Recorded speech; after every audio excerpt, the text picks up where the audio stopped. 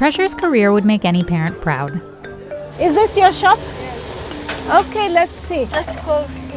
She played a key role in creating the world's largest free trade agreement. Do you speak Swahili? Sokoku. No. Okay, it means large market.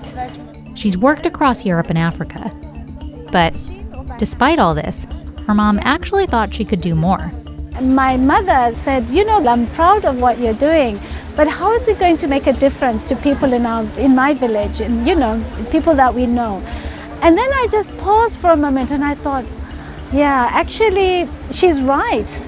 Her mom meant small business owners across Africa, men and women who have things to sell, but can often only sell them at markets like this, in person and just for cash. What I think we see on the continent is a lot of creativity and ingenuity, and people are working really hard.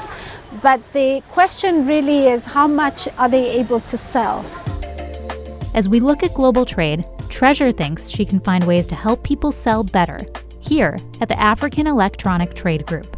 AETrade is headquartered in Kigali and focuses on boosting Africa's digital economy. Hello, how are you? How are you doing today? Very well. Here, Treasure and her CEO work with about 300 public and private partners with the aim to develop projects that will enhance trade across the continent. We are inspired very much by this picture that in the next 10 years, at least 90% of trade will be digital. Today, nearly a quarter of global retail sales are made online. Just a fraction of those come from Africa for a variety of reasons, like connectivity issues and logistical difficulties.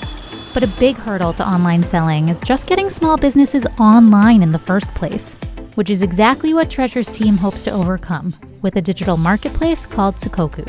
You're working on the website. Who's working on Sokoku in particular?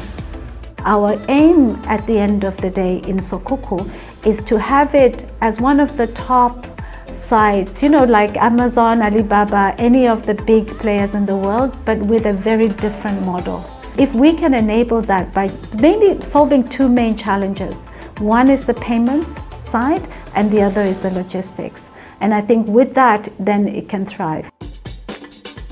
Businesses can sign up to Sokoku on a sliding scale, free for the smallest owners, or a bit more based on company size.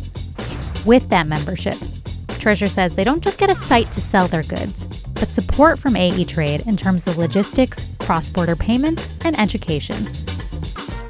We do a lot of hand-holding with the smaller businesses because we realize that for us it's an investment in the future.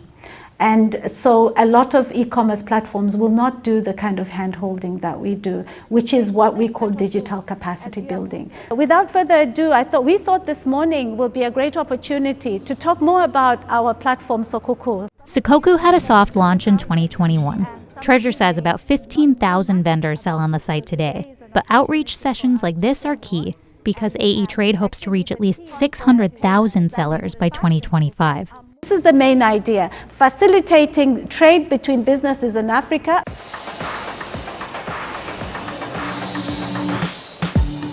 Nyange is one company hoping to capitalize on this idea. As a leading Rwandan beverage brand, most customers are local. Only about 7% of sales come from exports, which is why Nyange signed up to Sokoku. When it comes to e-commerce, this is the first time we're embarking on this journey. Over the years, we've been very traditional, working with distributors and working with big supermarkets in the country. And being on Sokoku, one of the things that we've managed to quickly adopt is data. Nyange only joined in January and hadn't made a sale within the first 6 weeks. But Maureen isn't bothered because she says the instant access to market research that Sokoku provides is extremely useful. And for Treasure, the partnership's also already a win. When you have a great household name like Nyange in Rwanda, for us it's a great opportunity to be able to use Sokoku as a platform to project that and make it known across the continent. Establishing Sokoku across the continent won't be easy. Africa already has over 600 online marketplaces. But these visits, meeting the people like Treasure's mother mentioned years back, is what keeps her going.